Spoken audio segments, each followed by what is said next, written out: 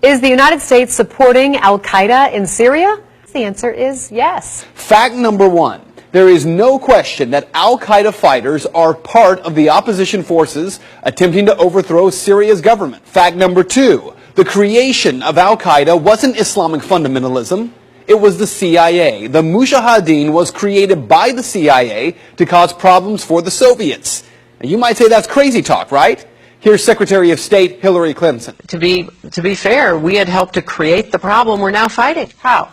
Because when the Soviet Union invaded Afghanistan, we had this brilliant idea that we were going to come to Pakistan and create a force of Mujahideen, equip them with Stinger missiles and everything else to go after the Soviets inside Afghanistan.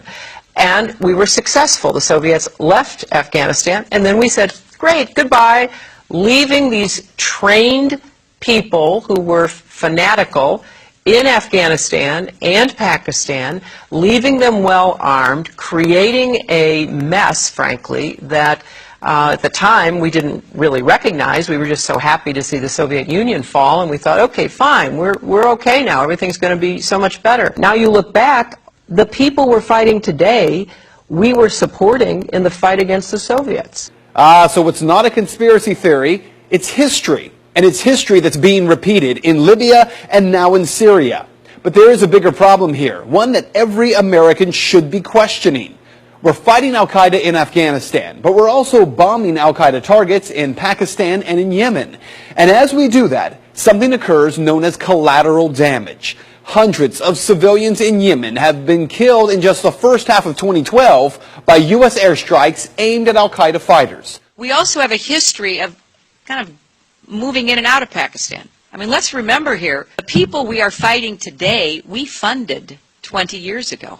And we did it because we were locked in this struggle with the Soviet Union. They invaded Afghanistan, and we did not want to see them control Central Asia.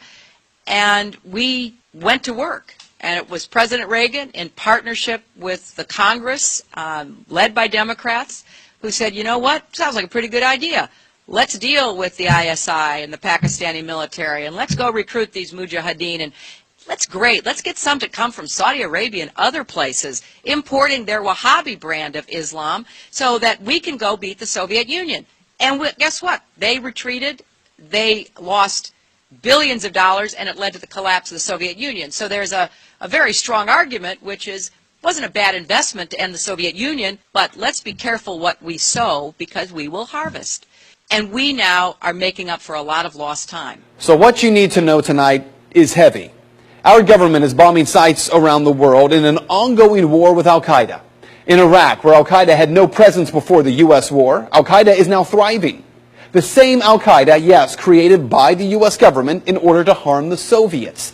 And today, at least 13,000 civilians in Afghanistan are dead as a result of that war with al-Qaeda. So with all respect to Ms. Fitzgerald from the Irish Times, this is not propaganda. Rather, it is the question that every American should be demanding answers on from Congress and from this president. Why are we giving al-Qaeda fighters money and weapons to overthrow yet another government in the Middle East? Today, our government claims they're freeing the people of Syria. Tomorrow, if history tells us anything, we will be killing and wounding civilians in airstrikes and then referring to them as collateral damage in a war with an enemy who we brought to power.